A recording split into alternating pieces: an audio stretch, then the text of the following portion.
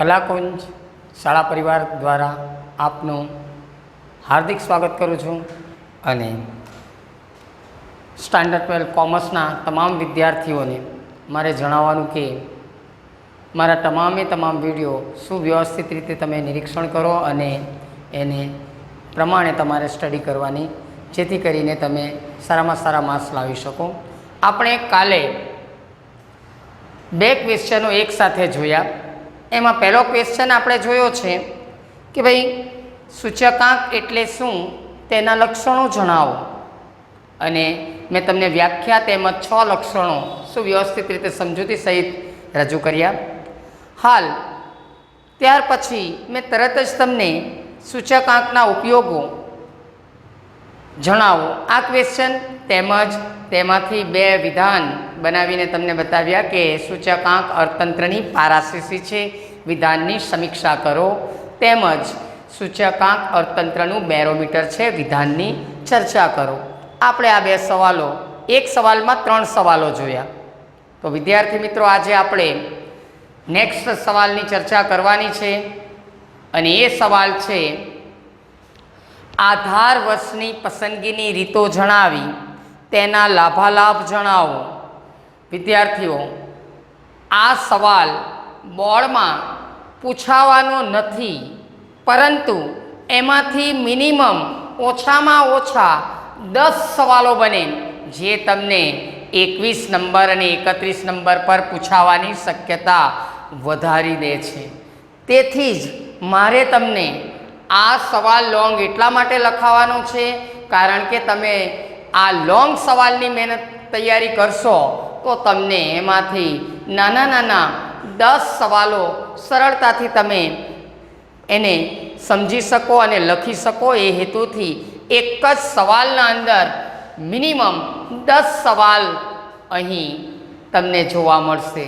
તમને એવું થતું હશે કે કયા 10 સવાલ, તો હું તમને 10 સવાલ ગણાવી શકું એમ છું.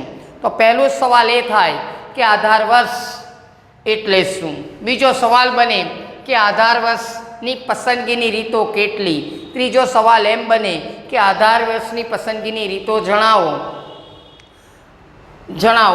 અને ત્યારબાદ એવો સવાલ બને કે અચલ આધારની રીત એટલે શું. ત્યાર પછી પૂછાય પરંપરિત આધારની રીત એટલે શું. અચલ આધારની રીતના લાભાલાભ જણાવો.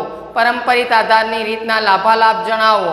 અચલ આધાર અને પરંપરિત આધારની રીત વચ્ચે તફાવત આપો. અચલ આધારનું સૂત્ર લખો, પરંપરિત આધારનું સૂત્ર લખો. તો મેં તમને કીધું આ બધા જ સવાલો આ એક સવાલમાં સમાયેલા છે.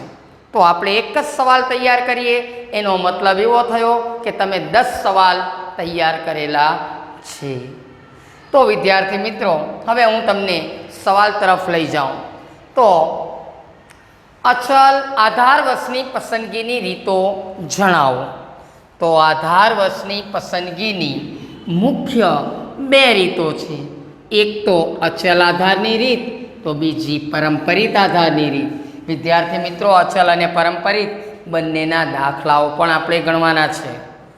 તો અચલ આધારની રીત અને પરંપરિત આધારની રીત આધાર વર્ષની પસંદગીની મુખ્ય 2 રીતો છે. ચાલો, તો હવે હું તમને વ્યાખ્યા કહું. તો આ અચલ આધારની રીતની વ્યાખ્યા શું છે? તો સૂચક આંકની ગણતરી સમયે આધાર વર્ષ સ્થિર રહે, એટલે કે બદલાય નહીં, તેને અચલ આધારની રીત કહેવામાં આવે છે. અચલ આપણને વાક્ય રચના જ કહે છે, અચલ એટલે સ્થિર. તો વ્યાખ્યા શું છે? સૂચકાંકની ગણતરી સમયે આધાર વર્ષ સ્થિર રહે એટલે કે બદલાય નહીં, તેને અચલ આધારની રીત કહે છે. તો અચલ આધારની વ્યાખ્યા તમને ખ્યાલ આવી ગયો. હવે એની આધારે જ તમારે એના લાભાલાભ જોવાના છે. લાભાલાભ એટલે લાભ અને ગેરલાભ બંને. તો લાભાલાભમાં પહેલો લાભ, આ રીત ગણતરીની દ્રષ્ટિએ સરળ છે. કહેવાનો મતલબ એવો છે કે અચલ આધારની રીત જે છે એ ગણતરીની દ્રષ્ટિએ અત્યંત સરળ છે. સૂચકાંકના તમામ માપોની ગણતરી કરતાં અચલ આધારની રીતની ગણતરી સૌથી સરળ છે. એટલે પહેલો બેનિફિટ તમને મળી ગયો, પહેલો લાભ કે ભાઈ આ રીત ગણતરીની દ્રષ્ટિએ સરળ છે. ત્યારબાદ બીજો, સમયના લાંબા ગાળાના ફેરફાર માટે આ રીત વધુ અનુકૂળ આવે છે. તો જ્યાં જ્યાં લાંબા ગાળે ભાવમાં વધઘટ થતી જોવા મળે, સમયના અત્યંત લાંબા ગાળે ભાવ વધે કે ઘટે એવી પરિસ્થિતિ જ્યાં વર્તાતી હશે, ત્યાં અચલ આધારની રીતે જ સૂચકાંક ગણાતો હશે. તો વિદ્યાર્થી મિત્રો, બીજો એનો બેનિફિટ છે, સમયના લાંબા ગાળાના ફેરફાર માટે આ રીત વધુ અનુકૂળ આવે છે. ત્યારબાદ ત્રીજો, ઉત્પાદક અને જથ્થાબંધ વેપારી. ઉત્પાદક અને જથ્થાબંધ વેપારી ઉત્પાદકીય વસ્તુઓના ભાવ નક્કી કરવા માટે આ રીતનો જ ઉપયોગ કરે છે, જેથી કહી શકાય કે ઉત્પાદક અને જથ્થાબંધ વેપારી માટે આ રીત ખૂબ જ ઉપયોગી બને છે. તો આ એનો ત્રીજો બેનિફિટ થઈ ગયો કે ભાઈ ઉત્પાદક અને જથ્થાબંધ વેપારી અચલ આધારની રીતે સૂચકાંકની ગણતરી કરતા જોવા મળે છે. ત્યાર પછી છે આધાર સ્થિર રહેતું હોવાને કારણે ગણતરીમાં એક સૂત્રતા જળવાઈ રહે છે. મહત્વની બાબત મેં તમને કીધી એ જ પ્રમાણે કે અચલ આધારની રીતમાં આધારવશ કેવું રહે છે? તો સ્થિર રહે છે. સ્થિર રહે એટલે ગણતરી એ એક જ પ્રકારે તમારે ગણતરી કરતા જવું પડે, જેથી કરીને કહી શકાય કે આધારવશ સ્થિર રહેતું હોવાને કારણે ગણતરીમાં એક સૂત્રતા જળવાઈ રહે છે. તો વિદ્યાર્થી મિત્રો, અચલ આધારની રીતના આ બેનિફિટ છે, ફાયદા છે. ત્યારબાદ સિક્કાની બે બાજુ, એક ફાયદા હોય તો એના ગેરફાયદા પણ હોય જ. તો મર્યાદામાં આપણે જોઈએ, મર્યાદા લખો કે ગેરલાભ લખો, બંને એક જ. તો મર્યાદામાં આપણે પહેલી મર્યાદા જોઈએ. તો આધાર વર્ષની પસંદગીનું કાર્ય મુશ્કેલી ભર્યું છે. તમને એવું થતું હશે કે આધાર વર્ષની પસંદગીનું કાર્ય કેમ મુશ્કેલી ભર્યું હોય? તો હું તમને કહું, કેટલીક વાર આધાર વર્ષની પસંદગીનું કાર્ય મુશ્કેલી ભર્યું બને, કારણ કે કેટલીક વાર વ્યક્તિઓ આધાર વર્ષની પસંદગી કરે તે દરમિયાન કુદરતી કે કૃત્રિમ પરિબળોનો ધ્યાન રાખતા નથી. જો કોઈ વર્ષે કુદરતી કે કૃત્રિમ પરિબળોને અસર થઈ હોય અને આપણે તે જ વર્ષને આધાર વર્ષ તરીકે ધ્યાનમાં લઈ લીધું હોય તો તમે ગણેલો સૂચકાંક ખોટો પડે. તેથી કહી શકાય કે આધાર વર્ષની પસંદગીનું કાર્ય ખૂબ જ મુશ્કેલી ભર્યું છે. તજજ્ઞ, નિષ્ણાંત, બુદ્ધિક્ષમ વ્યક્તિઓની મદદ લઈ આધાર વર્ષ પસંદ કરવામાં આવે છે, તો જ તમે સરળતાથી અને સાચો સૂચકાંક મેળવી શકો. તો પહેલી મર્યાદા તમે લખી શકો કે આધાર વર્ષની પસંદગીનું કાર્ય મુશ્કેલી ભર્યું છે. ત્યારબાદ નવી વસ્તુ ઉમેરી શકાતી નથી કે જૂની વસ્તુ બાદ લઈ શકાતી નથી. અહીં તમે નવી વસ્તુ ઉમેરી પણ નથી શકતા અને જે ભૂતકાળની વસ્તુઓ છે જૂની, તેને તમે બાદ પણ લઈ શકતા નથી.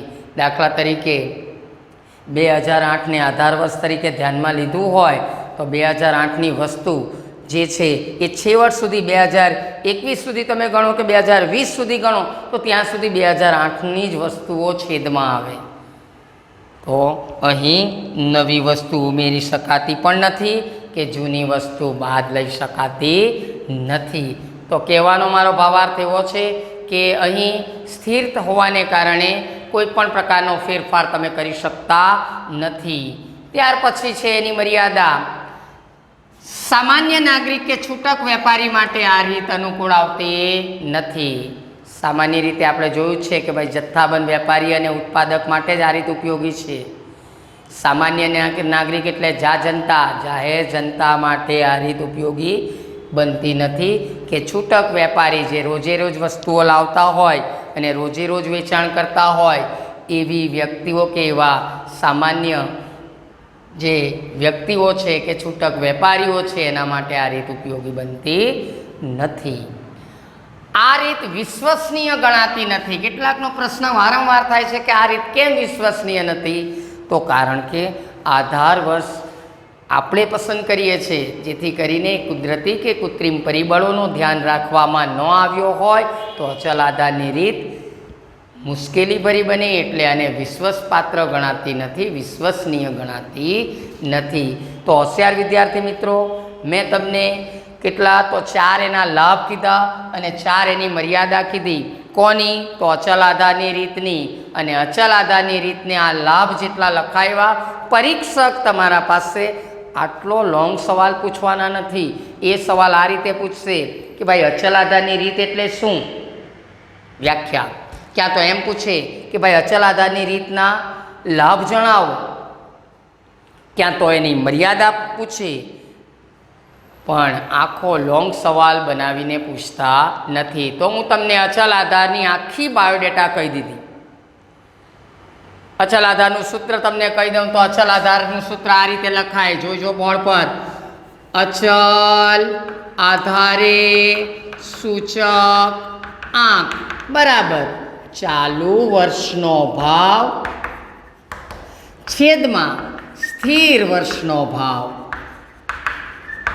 ગુણ્યા 100. સંજ્ઞામાં I બરાબર P1 છેદમાં P0 ગુણ્યા 100. પણ વિદ્યાર્થી મિત્રો I બરાબર P1 છેદમાં P0 ગુણ્યા 100 તમારે લખવાના નહીં, ગુજરાતી વર્ડ્સ જ વાપરવાનો. કારણ કે એમાં સ્થિર વર્ષનું ભાવ બહુ અગત્યનું છે. સ્થિર રહે અચલ આધાર. કોઈકથી ભૂલથી લખાઈ ગયો આધાર વર્ષ તો એ ખોટું પડતું નથી, પણ થોડી કાળજી લેવાની. ચાલો, તો આ એનું સૂત્ર છે. અચલ આધારે સૂચકાંક બરાબર ચાલુ વર્ષનો ભાવ છેદમાં સ્થિર વર્ષનો ભાવ ગુણ્યા 100. 100 એટલા માટે કારણ કે સૂચકાંક સાપેક્ષ ટકાવારી માપ છે. તો અચલની વાર્તા અહીં પૂરી થાય. આપણે હવે જોઈએ પરંપરિત, કારણ કે આધાર વર્ષની પસંદગીની મુખ્ય 2 રીતો છે. એક તો અચલ તો બીજી પરંપરિત. પરંપરિત આધારની રીત એટલે શું? તો એની વ્યાખ્યા કંઈક આમ છે. સૂચક આંકની ગણતરી સમયે આધાર વર્ષ દર વર્ષે બદલાતું હોય. એનો મતલબ આધાર વર્ષ શું છે? દર વર્ષે બદલાયા કરે છે. તેના અગાઉના વર્ષને આધાર વર્ષ લેવામાં આવે છે. તો આધાર વર્ષ દર વર્ષે બદલાતું હોય તેને પરંપરિત આધારની રીત કહે છે. તો ફરી એકવાર વ્યાખ્યા હું તમને કહી દઉં તો સૂચક આંકની ગણતરી સમયે આધાર વર્ષ દર વર્ષે બદલાતું હોય તેને પરંપરિત આધારની રીત કહે છે. વાક્ય જ તમને કહી દે છે પરંપરિત, પરંપરા પ્રમાણે બદલાવું. અચલ સ્થિર, પરંપરિત બદલાયા કરે તેને કહેવામાં આવે. તો વિદ્યાર્થી મિત્રો, આ વ્યાખ્યા થઈ પરંપરિતની. જે રીતે અચલના લાભાલાભ છે એ જ રીતે પરંપરિત આધારની રીતના પણ લાભાલાભો છે. તો આપણે પરંપરિત આધારની રીતના લાભાલાભ જોઈએ તો પહેલો જ લાભ એનો શું છે કે ભાઈ નવી વસ્તુ ઉમેરી શકાય છે અને જૂની વસ્તુ બાદ લઈ શકાય છે. જે આની મર્યાદા છે અચલની એ આનો બેનિફિટ છે. આમાં નવી વસ્તુ ઉમેરી શકતા નથી, જૂની વસ્તુ બાદ લઈ શકતા નથી. પરંતુ પરંપરિતમાં આધાર વર્ષ દર વર્ષે બદલાતું હોવાને કારણે તમે નવી વસ્તુ ઉમેરી પણ શકો છો અને જૂની વસ્તુ બાદ પણ લઈ શકો છો. તો આપણા માટે પહેલો બેનિફિટ થઈ ગયો એ. ત્યાર પછી બીજો બેનિફિટ એનો એ છે આધાર વર્ષ પસંદ કરવું પડતું નથી, તેની પસંદગી આપોઆપ જ થઈ જાય છે. એનો મતલબ અહીં આપણે આધાર વર્ષ પસંદ કરવું પડે અને એ કેટલું મુશ્કેલી ભર્યું છે મેં તમને વાત કરી. પરંતુ અહીંયા તો આધાર વર્ષ પસંદ કરવું પડતું જ નથી, તેની આ પસંદગી કેવી થઈ જાય છે?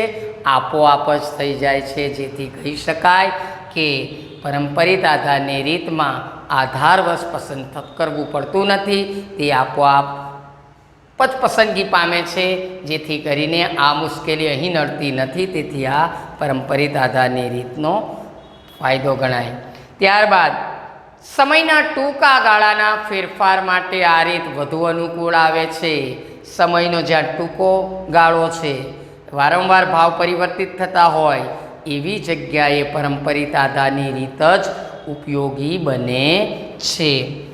ત્યાર પછી છે અલ્પ વિકસિત રાષ્ટ્ર કે વિકાસમાન રાષ્ટ્ર માટે આ રીત વધુ અનુકૂળ આવે છે. અલ્પ વિકસિત રાષ્ટ્ર, જ્યાં આર્થિક પરિસ્થિતિ નબળી હોય એવા રાષ્ટ્ર માટે આ રીત ઉપયોગી છે. વિકાસમાન રાષ્ટ્ર એટલે કે ભારત, શ્રીલંકા, પાકિસ્તાન જેવા વિકાસના પથ પર આગળ વધતા દેશો છે ત્યાં પરંપરિત આધારે સૂચકાંક ગણાય છે.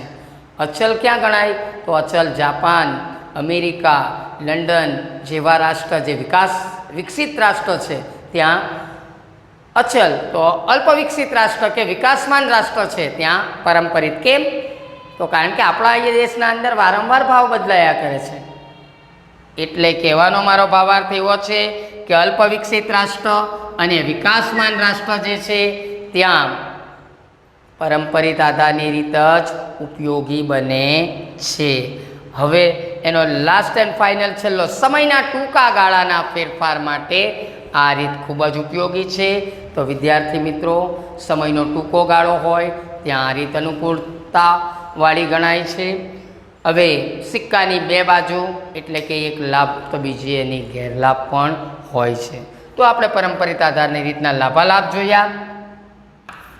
આપણે એની મર્યાદા જોઈએ. તો પહેલી જ મર્યાદા, આધાર વર્ષ દર વર્ષે બદલાતું હોવાને કારણે ગણતરીમાં એક સૂત્રતા જળવાતી નથી.